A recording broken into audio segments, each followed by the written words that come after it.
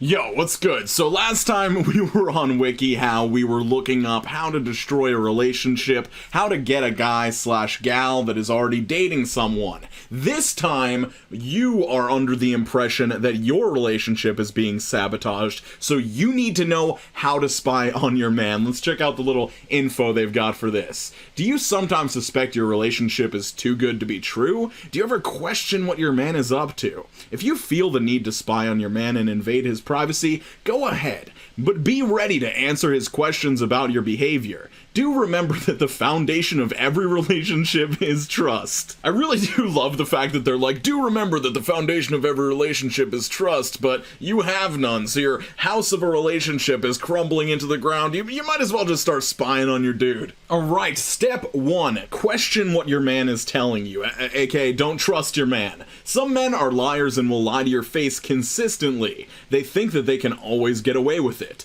To find the truth, you can spy, and then you can decide whether to make or break your relationship. Once you accept the fact that you're being lied to and that your man is sneaky and devious, you can move on. I'm not sure who designed this piece of art that went with this step. I'm not sure what that man's hand position is supposed to look like, but it looks like he's about to backhand this girl. Am I the only one that sees that? 2. Make his phone your best friend. Believe it or not, but some men have everything on their phones. Check to see if there are any apps downloaded on his phone that look funny or fishy. You would be surprised that an app that looks like a game can really be an app for hidden text messages and stuff. So keep that in mind and have an eye on what is downloaded on his phone. So right off the bat, you're going to want to invade his privacy. I mean, I personally would have no problem with my girlfriend looking through my phone, but I don't know. It's just like, if you already, I feel like if you're at this point, you already lack a fundamental trust. Like, this whole WikiHow is based around you don't trust your partner. Like, that's already a deep problem there. I guess you're just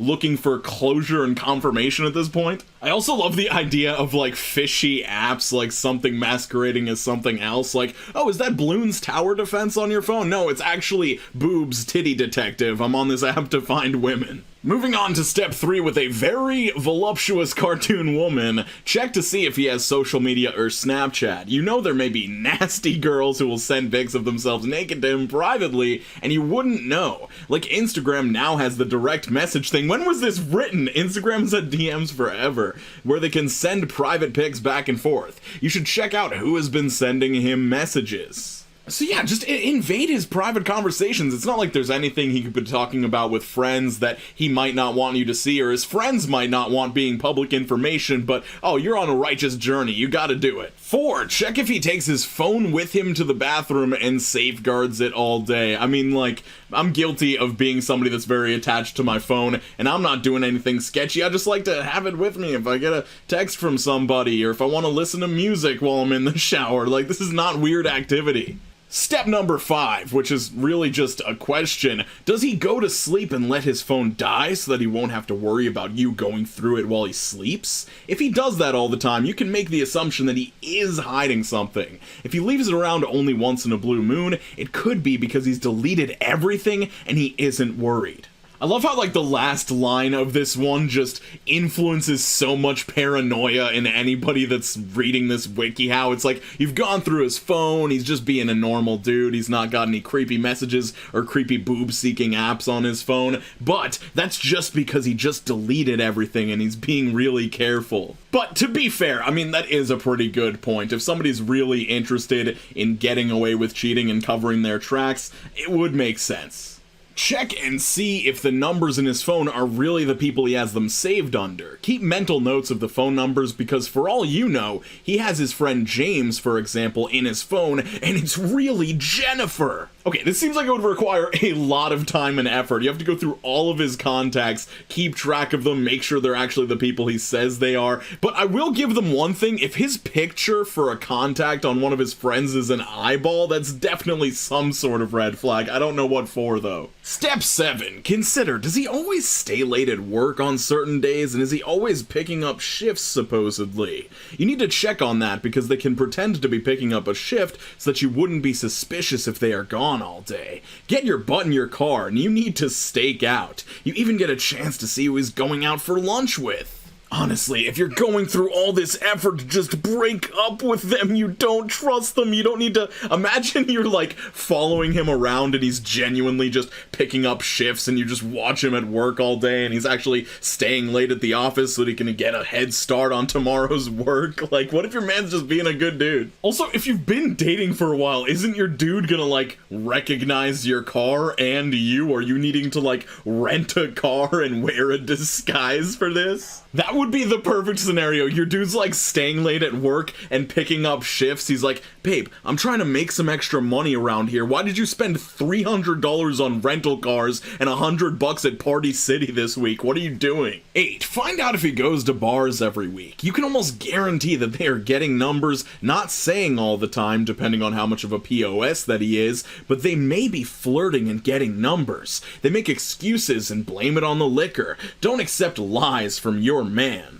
Okay, maybe it's just me because I'm not very much of a player, but like there have been times in my life where I've gone out to the bar with the boys once a week or twice a week. I have never once talked to a woman outside of our party, our group of boys. Like, this is definitely like you're barking up the wrong tree. Okay, this is where it goes way over the top. Step 9, put an old cell phone in his car or tape recorder under their seat in their car, and they will never know that you're listening to their conversation. You never know who they are talking to on their way home from work or anywhere. Okay, aside from the fact that this is a personal invasion of privacy, this is actually, I just looked it up, illegal in 15 states in the Union of the United States, probably illegal in other places. Like, it's legitimately a felony to record someone without their consent. And this Wikihow is just like, yeah, go ahead, do it. Who cares? It's not like he's gonna find it. It's not like he pays attention to what's in his car. Step 10, don't drive yourself crazy and go commando on them. Just make sure that you pay attention to the small details that they aren't paying attention to. You don't want to live a lie, so don't waste your time anymore and move on with life. That way you don't have to worry about any of this. Okay, I kind of appreciate this one, but I also resent the fact that it's at the end of the Wikihow. Like, somebody could have stopped halfway through and been like, okay, these are my tips, I need to do this. This should have been the introduction.